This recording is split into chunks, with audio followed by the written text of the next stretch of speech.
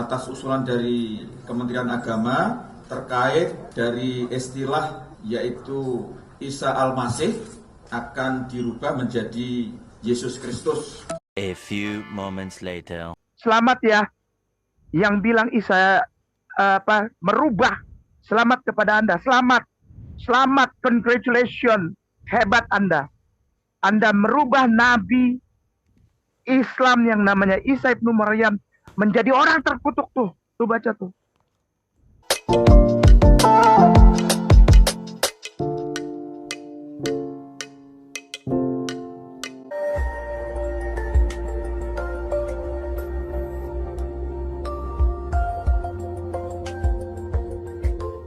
Hai guys, jumpa kembali dengan saya Nur Fitriadin di channel Peace of Christ. Kiranya melalui video yang diunggah oleh channel ini boleh menjadi berkat bagi setiap kita.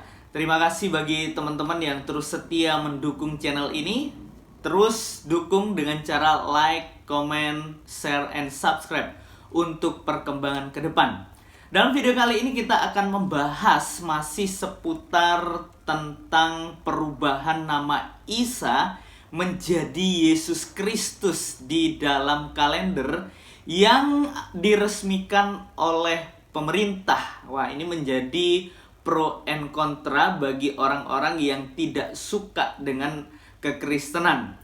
Nah, kita dapat membahas bagian ini bagaimana reaksi dari Ustadz Kainama yang seakan-akan tidak terima dengan keputusan pemerintah, di mana beliau mengatakan selamat, congratulations kepada orang-orang yang mengubah nama Isa menjadi Yesus Kristus. Wah, ini termasuk keputusan pemerintah. Dikatakan bahwa mereka yang mengubah ini menjadikan Nabiullah atau Isa itu adalah orang yang terkutuk. Wah, ini penafsiran liar yang perlu kita luruskan di dalam iman kekristenan kita.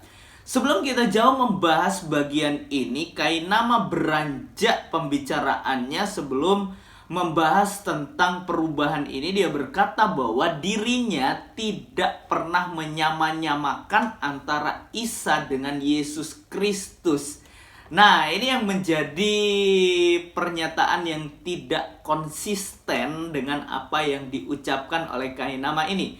Ya memang ya, jejak digital itu jahat guys.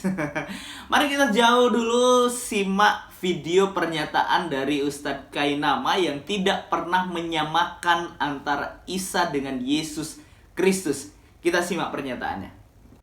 Iya, segera kasiran. Jazakallah khairan, Ustazah. Iya ya. Ini ya bagus juga sih. Iya. Jadi mengubah nama Nabi. Yang aku hormati para tuan guruku, para mualimku di itu lembaga dari Departemen Agama ya. Lembaganya dari Departemen Agama itu, bukan dari MUI, dari Departemen Agama itu. Itu saya ikutin beritanya juga tadi siang. Beritanya tadi siang itu. Setelah saya dapat kabar dari beberapa orang termasuk Aba Aziz dan Ustadz Ipung. Tapi saya dapat lagi dari banyak di Jakarta itu. Jakarta, di Lampung, Palembang, Kalimantan, di Balikpapan, dari Ambon, dari dari Sumatera Barat. Saudara kita di Kota Padang, Bukit Tinggi. Lalu dari Batam. Lalu dari Amerika, biasalah. Dari Amerika juga tanya, dari Belanda tanya, dan kan dari mana-mana tanya. Senang ya Ustadz K ya, pemerintah ikutin kemauannya Ustadz K. Kemauan saya yang mana gitu. Ya kan selama ini Kainama kan katanya seluruh umat Kristen tuh marah Kainama karena Kainama menyamakan Yesus dengan Isa, padahal beda. Sebelum dimulai, Ustazah Niro, Ustadz Dani, Ustadz Ipung, semua Ustadz wal Ustazah di Ayah Sofia, dan semua tuan dan puan guruku, Ustadz wal Ustazah Mualim, Mudarits, di seluruh Indonesia dan di beberapa negara, terutama yang di Jakarta, Tuan Guru. Gini, Kainama tidak pernah menyamakan. Wih, tuh kan dia pelin-pelan, dia beralih. Enggak. Kainama ingin memuliakan nama Yesus. Maka itu Kainama bilang Yesus adalah Isa. Bukan merubah, bukan menyamakan. Namanya Isa kok. Ya, sekali lagi, Kainama tidak pernah ingin merubah nama Yesus, apalagi menyamakan nama Yesus dengan Isa. Tidak. Kainama memuliakan. Karena kalau Nabi itu dikasih nama Isa. A few moments later. Kainama tidak pernah menyamakan. Wih, tuh kan dia pelin-pelan, dia beralih. Enggak. Ya, jadi jelas ya guys, apa yang dikatakan oleh Kainama ini bahwa dirinya tidak pernah menyamakan Isa dengan Yesus Kristus. Namun saya katakan tadi bahwa jejak digital itu jahat. Yuk kita simak bagaimana pernyataan Kainama sebelum dia mengatakan bahwa dia tidak menyamakan Isa dengan Yesus. Simak video ini. Ketika ada muslimin atau para ustadz-ustazah atau siapapun yang mengaku dirinya ahli, akademisi di bidang religi, di bidang agama Islam, lalu bilang Jesus is different from Isa alaihissalam, Jesus berbeda, maaf. Anda nggak tahu apa-apa ternyata. Maaf ya. A few moments later. Ketika ada muslimin atau para ustadz-ustazah atau siapapun yang mengaku dirinya ahli akademisi di bidang religi, di bidang agama Islam, lalu bilang Jesus is different from Isa alaihissalam, Jesus berbeda, maaf. Anda nggak tahu apa-apa ternyata. Maaf ya. Dari video yang saya tunjukkan bagi kita semua, ini menunjukkan ketidakkonsistenan Kainama di dalam membuat pernyataan atau pemaparan yang disaksikan oleh banyak orang tentunya. Baik, mari kita masuk di dalam pembahasan kita bagaimana reaksi dari Kainama ini atas perubahan nama Isa menjadi Yesus Kristus yang disahkan atau diresmikan oleh pemerintah. Dan bagaimana Kainama menolak dan tidak terima dengan apa yang menjadi keputusan pemerintah kita. Mari kita simak video ini. Tuh Kainama seneng tuh, dia menyamakan Yesus dengan Isa. Sorry ya. Saya tidak menyamakan. Saya ingin mengembalikan yang kamu kenal itu namanya Yesus itu bukan Yesus. Namanya Isa. Paco. Ya. Jadi kalau mau di kalender dirubah jadi Yesus, silakan aja. Silakan aja. Jadi ketahuan tuh. Orang-orang itu mau ngapain dengan nama Isa tuh Nabi Allah. Nah itu aja yang disisain. Sukron katsiran. Ustaz Dani, terima kasih banyak. Galatia 3. Galatia, bukan Kolose, Galatia 3. Nomor 13 tuh. Kenapa Kainama selalu ingin mengeluarkan nama Nabi itu dari Yesus kepada nama Isa? Silakan. Kristus telah menebus kita dari kutuk hukum Taurat dengan jalan menjadi kutuk karena kita.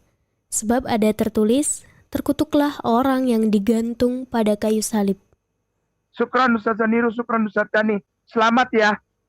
Yang bilang Isa merubah. Selamat kepada Anda. Selamat, congratulations. Hebat Anda. Anda merubah Nabi Islam yang namanya Isa ibnu Maryam menjadi orang terkutuk tuh. Tuh baca tuh. Ya, dari video ini sangat jelas menunjukkan bagaimana Kainama tidak setuju atau penolakan dia dengan mengatakan bahwa orang-orang yang mengganti nama Isa menjadi Yesus Kristus itu menjadikan nama Isa adalah orang yang terkutuk. Wah, ini sebenarnya penafsiran yang sesat atau penafsiran yang liar dari apa yang dipaparkan oleh Kainama dengan mengutip kitab Galatia pasal yang ketiga ayatnya yang ke-13. Ya memang ya guys, kebanyakan orang buta konteks itu tidak menafsirkan bagaimana maksud dan tujuan dari Alkitab itu dituliskan. Ya, sebelum kita beranjak dari pembahasan ini, saya akan membacakan 1 Korintus 1 ayatnya yang ke-18. Alkitab mencatat sebab pemberitaan tentang salib memang adalah kebodohan bagi mereka yang akan binasa. Tetapi bagi kita yang diselamatkan, pemberitaan itu adalah kekuatan Allah. Ingat ya guys, bahwa pemberitaan tentang salib itu adalah kebodohan bagi mereka yang akan binasa. Tetapi bagi kita yang diselamatkan, pemberitaan itu adalah kekuatan Allah. Mari kita masuk di dalam Galatia pasalnya yang ke-13 yang dikutip oleh Kainama dan menunjukkan bahwa orang-orang yang mengubah nama Isa menjadi Yesus Kristus itu menjadikan Isa, Nabiullah itu adalah orang yang terkutuk. Kita perhatikan Galatia 3 ayatnya yang ke-13. Alkitab mencatat Kristus telah menebus kita dari hukum Taurat dengan jalan menjadi kutuk karena kita, sebab ada tertulis, terkutuklah orang yang digantung pada kayu salib. Nah, konteks Galatia ini sebenarnya Rasul Paulus mau menunjukkan bahwa tidak ada orang yang sempurna untuk melakukan hukum Taurat di hadapan Allah. Maka dari itu perhatikan saudara di dalam ayatnya yang ke-10, Alkitab mencatat karena semua orang yang hidup dari pekerjaan hukum Taurat berada di bawah kutuk. Sebab ada tertulis, terkutuklah orang yang tidak setia melakukan segala sesuatu yang tertulis dalam kitab hukum Taurat. Ini berarti Paulus sedang menunjukkan bahwa tidak ada seorang pun yang sempurna di hadapan Allah dan tidak ada seorang pun yang dapat hidup taat kepada hukum Taurat yang telah tercatat di dalam Alkitab. Jadi jelas ya guys, maka dari itu ayat ini dalam konteks Galatia ini sebenarnya mau menunjukkan bahwa tidak ada seorang pun yang sempurna untuk melakukan hukum Taurat. Dan keselamatan itu hanya diperoleh karena iman kepada Yesus Kristus yang dengan caranya sendiri ia menjadikan dirinya terkutuk oleh karena kita. Bukan kita yang menjadikan dia orang yang terkutuk ya guys. Tapi dia sendiri dengan kasihnya yang besar menjadikan dirinya sendiri orang-orang yang terkutuk oleh karena kita yang tidak sempurna melakukan hukum Taurat. Jadi itu maksud dari ayat ini.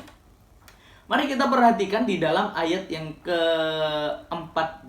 Nah, ini yang menjadi titik poin dari apa yang diajarkan oleh Rasul Paulus dalam jemaat di Galatia. Dalam ayat yang ke-14 Alkitab mencatat Yesus Kristus telah membuat ini. Nah, ini perhatikan ya.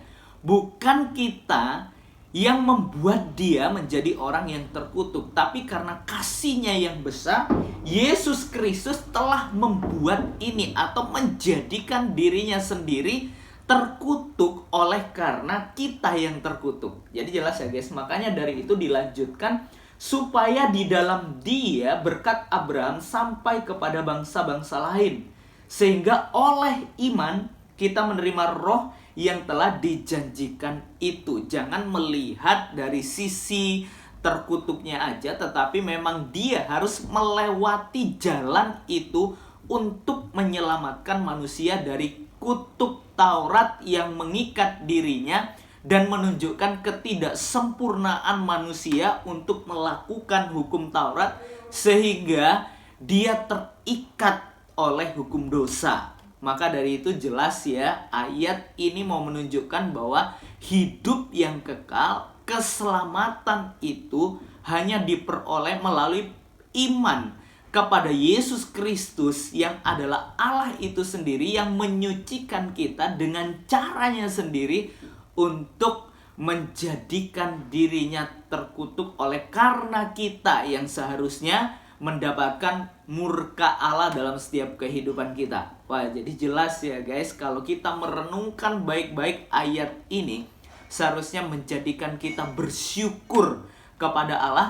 Karena apa? Kita yang percaya kepadanya tidak dihukum oleh karena ketidaksempurnaan kita melakukan hukum Taurat. Dan kita tidak terkutuk oleh murka Allah dalam setiap kehidupan kita. Namun, kita menjadi orang-orang yang dibebaskan oleh karena cara Allah sendiri, oleh karena kasih-Nya Allah yang besar bagi setiap kita manusia yang berdosa. Oke guys, jadi kiranya melalui video yang diunggah oleh channel ini boleh membawa kita semakin setia kepada Allah dan boleh membawa kita semakin mengenal Dia yang memberikan jaminan kepastian hidup yang kekal bagi setiap kita. Tuhan Yesus memberkati. God be with you.